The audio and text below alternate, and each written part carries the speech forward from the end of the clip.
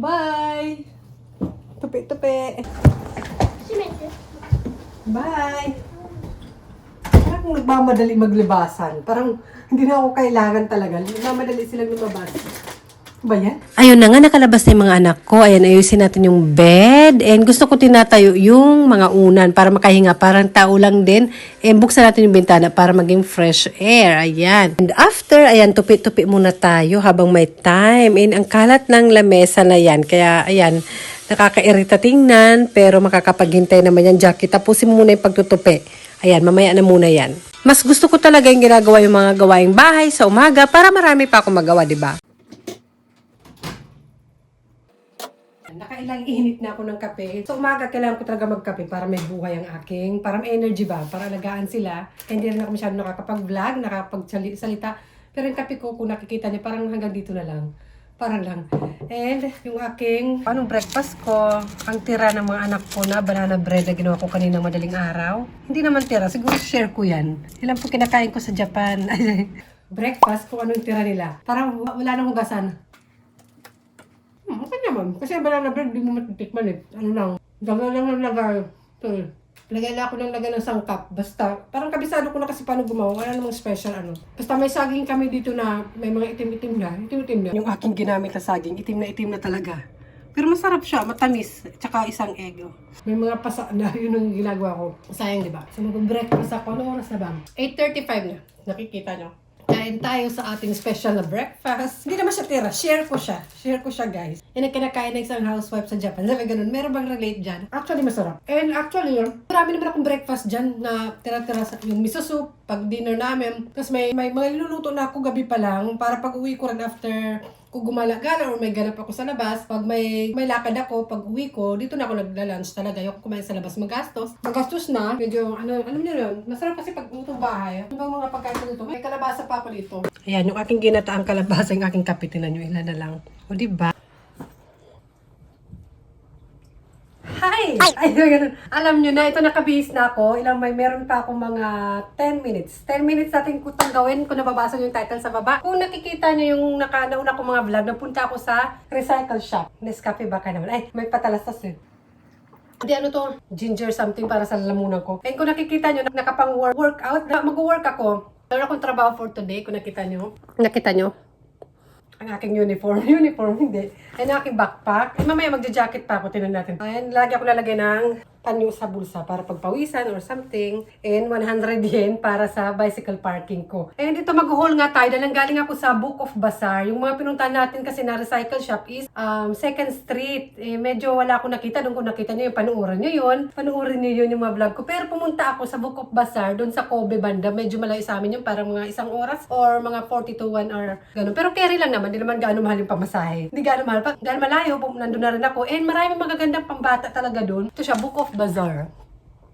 Hindi na ako nag-vlog kasi baka wala naman ako mabili, kumbaga ganun. Tumingin lang talaga ako. And dahil nga sa summer na, medyo malamig pa rin actually. Magsusot pa nga ako ng jacket at saka ito, mamaya, paglabas ko. Dahil magsa-summer na nga, linabas ko yung mga pang-summer ni ate, tinignan ko, medyo kailangan niya ng additional na pang-summer. So, ayun, nalinis ko na pala yun dito sa table. Ito pala, yung mga papel-papel kanina is yung mga papel to galing school. So, linalagay ng mga anak ko dito sa ganito para madali namin makita dito. Tapos, ito nga parang kailangan nila bumili ng pang-swimming for summer. Ayan. Pero, hindi ko gusto bumili kasi 2 beses, 3 beses lang gagamitin. Meron naman silang pang swimming and almost same kulay lang din. Pero may nabili ako nung dati sa recycle shop, mga nasa 330 yen. Same na uniform. Tapos pag sa school, mga 1,000 plus yen. Practical lang. Diba? Hindi, pag meron naman nakita, diba? Tsaka pag may paraan, pwede naman gawa ng paraan muna. And ito na nga, mag-haul na nga tayo. Dami kong sat-sat. Mga 8 item to for 2,750 yen. O, siguro mga 1,000 pesos plus. Mga ganun. Kasi mababa yung yen. Mga sis, kung alam nyo lang. So, simulan natin sa anak ko. Sa mga anak ko. Actually, mas marami ako nabili kay ate kasi si ate parang wala nang mga damit-damit. Si Bunso marami siyang mga polo shirt, from bigay lang din, from nabili ko before, yung mga polo shirt, tapos hanggang dito, tapos sando, ganun. Marami naman si Bunso. Si ate ang parang kailangan niya na maisa-is na damit kasi syempre babae din, di ba? Si ate yung size is nasa 140 to 160 na rin. Para magka-size na kami actually. Oh, tingnan nyo. Pero malaki lang yung katawan ko, natural. And ito, papakita ko na lang dito yung picture din. I-insert ko na lang yung picture dito or dito. Dito tayo. Ganito tayo. Para dito ko ipakita. Ayan. Diyan na lang. Ito. Uniqlo. Red yung kulay niya. Basta para makita nyo in focus. Pero Ayan, Uniqlo. Tapos 50% off pa to. Ayan, parang 200 pesos something, 250 to 200 pesos. Tapos 50% off pa yon. Magkano na lang, di ba? Pag kayo na magkwenta, basta ilalagay ko na lang din dyan. Ayan, pamain. Sabi ganun, dapat nag-live selling na lang ako, no? Actually, magugustuhan din ni ating kulay kasi hindi naman siya pink. Maganda pag bata, pag colorful pa talaga, lalo pag sports. Parang bago pa siya yan, erasim siya. Mahal to ngayon kasi summer eh. Erasim, di ba pag winter may heat tech. Ngayon naman may erasim. Ngayon naman, ako yung naka-invento. Bago pa siya, kahit ngayong name, wala pang nakasulat, di ba? Oh. Good quality. Mahal to. Actually, gusto ko ang bumili ng bago na ganito kasi yung akin luma. At saka hindi yun na Uniqlo, yung akin. Nabili ko lang dito para sa matatanda na bilihan. Alam niyo, pag nandito kayo sa Japan, wala, akin na lang. Ay, akin na lang, sis. Wala, pwede. Hindi pang kids kasi siya pag ganyan. Pag pang adult, MLS, ganun. 160 kasi size nito eh. Sakto to until next summer ni ate. Ay, 150 pala. 150 size, sorry na ma'am. Goods pa siya. Yan, one item yun. And next, ito pang sports din. Pag ano kasi, parang ganito yung tela niya, suot ko ngayon. Eh, nakita ko ito pang babae siya. Ayoko sana may mga print na ganyan kaso bata, diba? Bilisan lang natin kasi yung oras. And New Balance siya. Tapos nakita ko last time nagpunta kami ng sports depot, yung mga bilihan ng pang sports, mga ganito para mga nasa 3,000 yen. Mura na yung 3,000, 2,000 yen. Basta ilalagay ko lang yung picture dyan para medyo clear. Oh, 160 yung size. Kasyang-kasya kay ate, tapos mahilig siya mag-tuck in eh. And ito rin, GU to. GU yung brand. Yung GU is Japan brand siya, parang sister company, parang lahan. Sister company ng Uniqlo. Alam niyo yung mga nandito. Oh, 50% off din yan. Kung nakikita nyo. Gusto ko yung mga gold niya dito. Kasi wala siyang ganitong dark blue na cardigan para sa susunod na. Tapos 150. Malaki siya. Kasya pa to sa kanya. Magamit ito ng mga 3 to 2 years. Ang haba nga eh. Parang pwede nga sa akin.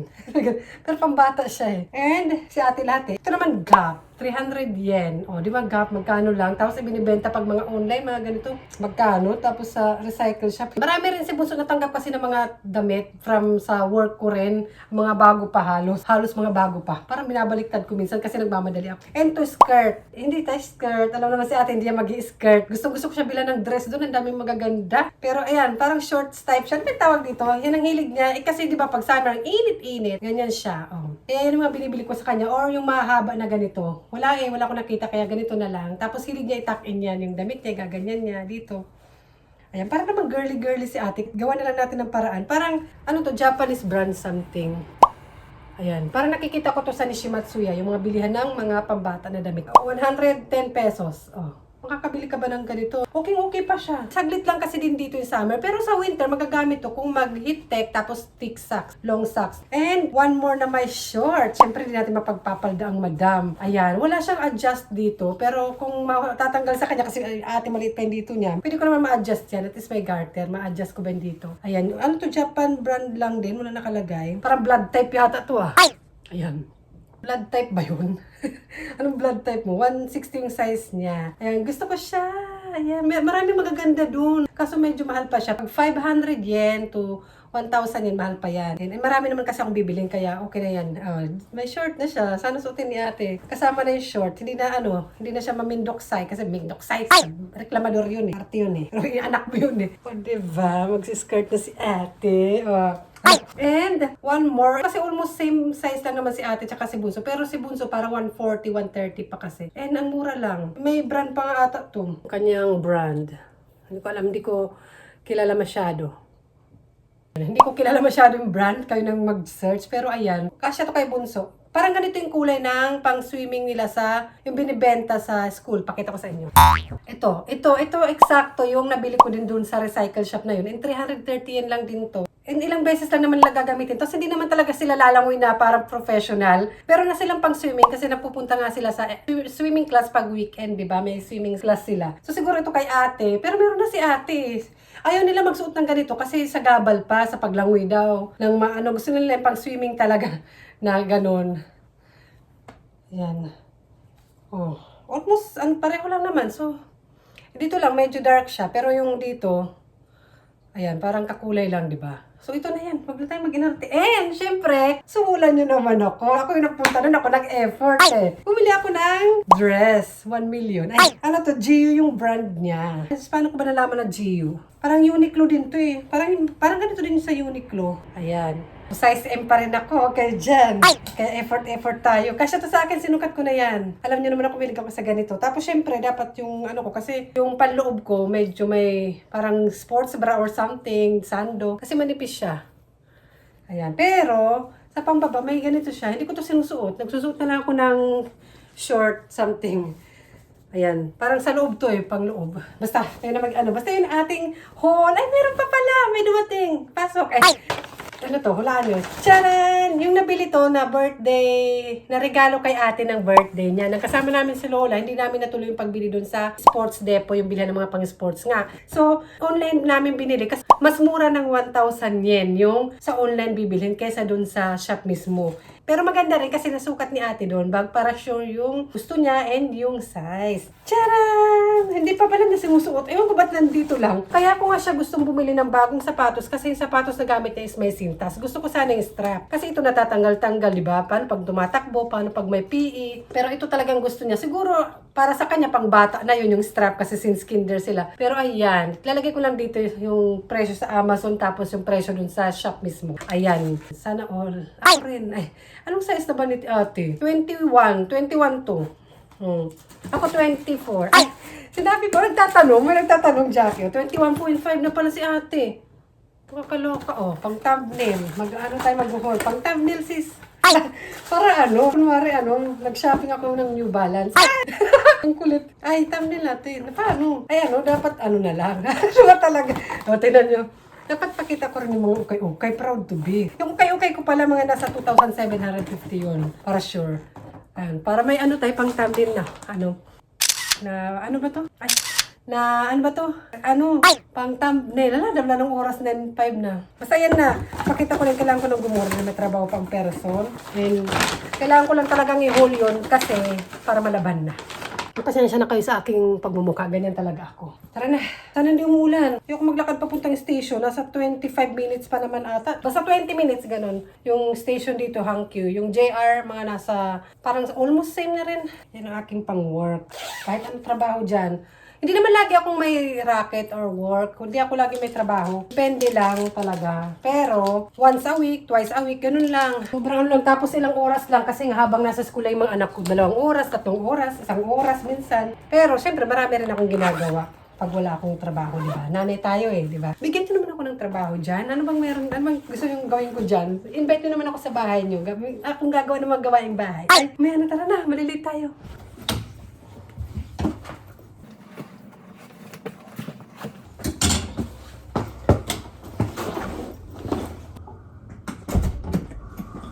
Wait! Ay! Tara! Mamadali na ako! Open! So, ganun. The IC card na. Open! Charot!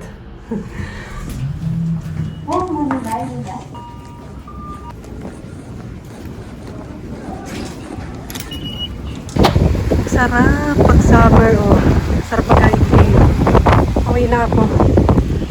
Hala, natumba yung mga bike. House bike ko pala. Mahangin Ito yung bike ko. Mahangin na. Init. Natumba yung mga bike din. Ito rin, para patumba na rin.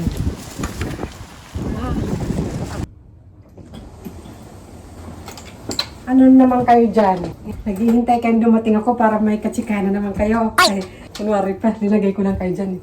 Tinignan ko sa labas kasi mahangin.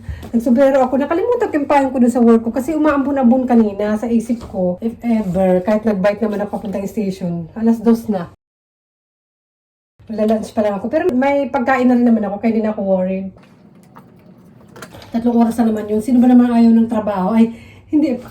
Ay, at least meron akong racket. Meron tayong trabaho for today's video. Pero, kapagod sis. Ang hirap pag nanay, or pag babae, ikaw yung lahat sa bahay. Kahit may trabaho ka, ikaw pa rin yung gagawa ng gawaing bahay, sa mga bata, tuka. Mga 30 minutes na lang, ganun. Darating ng mga anak ko. Di ba? Ganun na yung oras ko, wala masyado. And dumaan pala ako sa 100 yen shop ng pauwi ako. Kala mo ko nang binili. Proud. Sa wala na kaming ganun. And arm cover. Mabuti. Watts. Ay, yung 100 yen shop, yung pangalan niya is Watts. What's your buy? What's your buy? UV cut, pang walking ko. Paglagay dito. Kaya kahit naka-t-shirt lang ako. Ayan. Maarte ang babae. And yung toothpick, di ba nagawa ko ng banana bread para sa breakfast nila? Ang dadal ko na naman. Hindi na papagod, kagagaling ng trabaho. Si Bunso, dinala pala sa school kasi may mga ginagawa sila. Di mo ganda, gusto ko talaga dito kasi parang nagiging creative sila. Minsan yung mga chopstick, paper cup, yung mga bote-bote ng mga pet bottle, ganun. Wag lang yan, delikado. Nagluluto kasi ako ng banana bread, chinecheck ko yung loob na. Wala, ginamit ko na lang tinidor or chopstick. Kaya bumili ako dalawa. At least pagdala ni Bunso, kasi malaki yun eh. Pagdala ni Bunso ito, kaya pala wala. Kala ko naman nagamit ko lahat. Ang dami ko namang tinga. Ang dami ko namang tinga. And ayan. Yun na naman binili ko. Binigay sa akin yung amo ko na parang sweet. Hindi ko alam kung ano to. Sabi hindi daw niya alam. Ay, parang alam ko to. Parang gusto ko nga ata to. Ano siya, beans something. Pero ano siya, sweet. Maganda siya with tea. And ito, parang hindi ko alam kung ano tawag. Basta binigyan niya ako. Kanina to pinapakain sa akin doon. Hindi ako kumakain. Inuwi ko. Para share ko na lang ka na ate kung gusto nila. So, ayun lang naman. And salamat sa pagsama sa akin for today. Ay, di ba? Ganun lang yung oras ko. Ganun ang ganap ko. Hindi ako pwede mag-regular ng kung ano-anong ganap. Kahit pag-gala-gala ako, kailangan ko talaga umuwi dahil uwi na yung mga anak ko. Yan. Kaya mag-ukay-ukay lang tayo na tayong regular na trabaho. Kasi kung yun, di ba yung kanina yung hinol ko, kung sa shopping mall talaga ako namili noon, tapos hindi pa mga sale, mga brand new, baka kulang yung 10,000 yen. Sa ganun, ilang piraso, 8 piraso, di ba? And saglitan na magagamit yun kasi paglalakihan naman ng mga bata, ay magaganda pa naman yung mga recycle shop, ukay-ukay dito sa Japan, magaganda pa. Kaya ka mag-inarte kung wala kang trabaho. Pero depende lang naman yan. Kanya-kanya naman tayo. Bahala kayo kung anong gusto nyo. Basta ako vlog ko to. Buhay ko to. Sige, bye-bye na nga. Ano pa naman? Ang dami kong daldali pa napapagod. Kakain na ako, nagutom na ako. Buti lang mayroon na akong kalabasa. Di ba pinakita ko yung kanina. Bye na. Bye na. Masaya pa rin. Bye. Aba, napakit pa. Yung aking pagkain, meron tirang miso soup kagabi. And may chicken ako dyan. Yung aking kalabasa, marami pa doon. Kain kayo, tara. Oh, meron pa doon. And yung gobo kimpira. Nagawa ko. Kimchi na nabili ko. Tapos mga lettuce. Ipapalaman ko dito lahat yan para mabusog ako. Kain! Kaya malaki to para lagyan ng buto. Mahilig ako dyan eh. Yung aking pagkain. Ayan, hindi man mukhang masarap. Pero, basta. Kainin na lang natin. Ganyan lang, halo-halo. Ganun din naman sa tiyan, di ba? Mahalo-halo yan. Ayan, ito, kakainin ko ng ganyan. Mayroon siyang yung aking chicken back. Hindi ko na siya kasali. So, ayan, susubo natin yan. Parang hindi masarap, di ba? Masarap yan pag sanay na kayo. Kain!